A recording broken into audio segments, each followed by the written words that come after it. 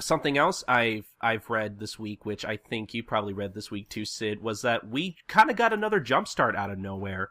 Yeah, Which special surprise. Yeah, which we mentioned Shonen Jump Plus earlier. This is a particular series that I think just started recently in Shonen Jump Plus. That unfortunately it seems like we're only getting the first chapter of, called Bye Bye Humanity, which, in terms of a first chapter, it didn't do much for me. I'll be completely honest with you. Like, how did you like it? I thought the manga had a very interesting premise and was very good at suspense. I think where it suffered a little bit is that the way it's presented, its main heroine was not as effective as it could have been, because Yeah. it's very obvious that this girl is very strange. She has eccentric qualities and tendencies, and she gets a certain sense of thrill from like the happenings that are going on. Yeah. But the problem is, and this is a problem that a lot of people have been having, is that the way she seems so prepared for everything and so calm and collected about everything makes her feel a little too perfect. And I always hate to use the term because it feels rather cliche to use as a complaint, but kind of a Mary Sue. So that is definitely problematic. I do find her interesting in terms of her personality quirk, that she finds all this stuff like this kind of intrigues her and she's fascinated by it, and even though there's a sense of danger, and that but at the same time there isn't a whole lot to really get into her on an emotional level, because she has this whole backstory with her dad and whatever, that he was into weird stuff, but then he left when she was young. But she got like her eccentric kind of qualities from like his influence growing up, and it's obvious she had a certain connection with her dad, but the manga didn't really sell that emotional connection very well. And throughout the rest of the chapter, she felt very stoic, and she also didn't seem to really care that much when one of her friends was turned into basically a zombie.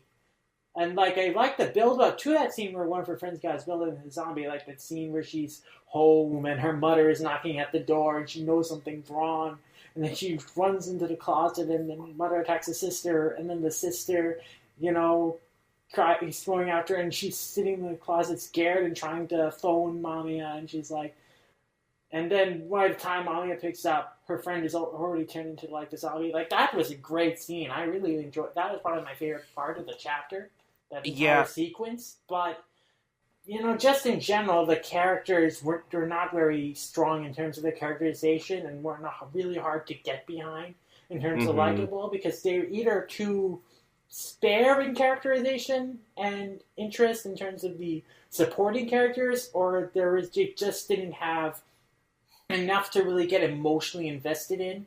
Like the main character, she just isn't sympathetic enough in any sense, or isn't.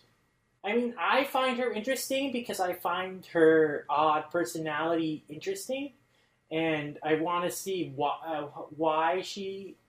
I mean, we know sort of why she is, but I do kind of like want to see how she responds to an escalating situation, and what exactly she's getting out of this, and what realization she gets out of like her experience, understanding like her reactions to this. Like, I think there's an interesting like element to explore in terms of like, in some psychological standpoint, to explore the mind of this really odd girl who kind of, to put it like in a little bit of crude terms, kind of gets off on this like weird happenings and stuff.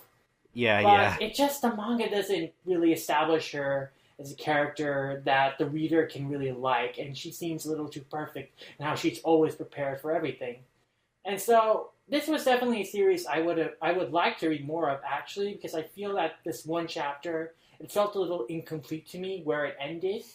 And I mean, there was this whole big thing, but just the stopping point, it just didn't feel very satisfying. It It felt super abrupt. Yeah, so this would be a series that I wanna read like the first volume of before I had a solid opinion of it one way or another. Right now, I would like to read more of this, but I wouldn't say this chapter was 100% solid.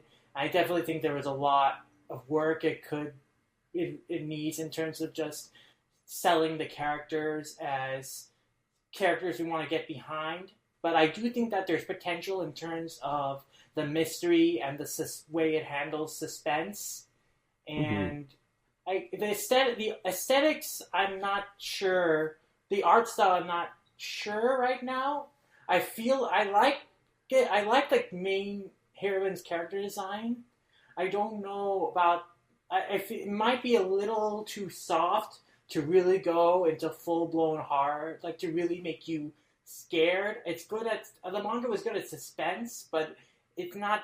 I don't know if it will be a truly scary horror manga because the art style just seems a little too soft for that. Like when there's these scenes of the zombie people like eating out of the corpse, like that. That's okay. That's okay. It didn't really like. Oh my god, this is freaky. It's just okay. But well, I and see, and I think we mentioned this already, but this is a digital manga that runs on the Shonen Jump Plus app. So, the author can get away with like adding in splotches of color to kind of make things a little more. I guess I don't know what you would call it. It's just it's an aesthetic choice. Exactly. Just add in like nice little details like that. So I really liked how in the first couple of pages how when you see some of the zombies eating out of that first corpse, how you get to see like red splotches all over him. But it's like I feel like it was vague enough to be like, because it wasn't like super gory, but you could still tell, oh man, he's getting eaten. Yeah, but it was an interesting artistic choice. I thought it was like vague enough to be kind of eye-catching. Like I'm not really sure how to describe it or if that makes any sense, but no, it definitely, because the contrast of the color in a manga that is generally black and white, that's always going to stand out, and it definitely draws your attention to it. Yeah. I feel like that scene you were mentioning earlier with the girl in the in the closet hiding from her mom or whatever, that and the opening 2-page spread I thought were the highlights of the chapter. Otherwise I couldn't really get into it. Like again, I would like to read more of it because I'm interested in the mystery of the series and what's going on there. Like I have the same feelings about this so far like I do with Attack on Titan, where I may like one or two characters, but I'm not like super invested into them. I'm more invested in the world or the story and what's going on there and what the mystery is behind that than really anything else. Yeah, but that's just me personally. And yeah, definitely for me, I usually get into a series and stick with a series for a long time because I find the characters interesting or appealing.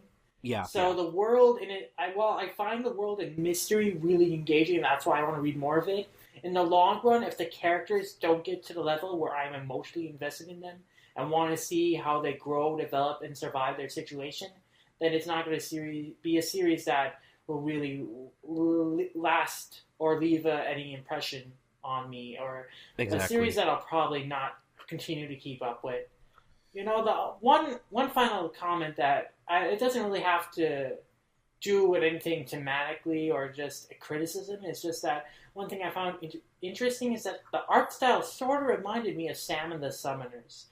Yeah, me too. Mamiya looked a lot like Tashigawa from Sam and the Summoner. Yeah, it's very interesting to me. That was just something that aesthetic similarity that I noticed that was a little interesting to me. That's it.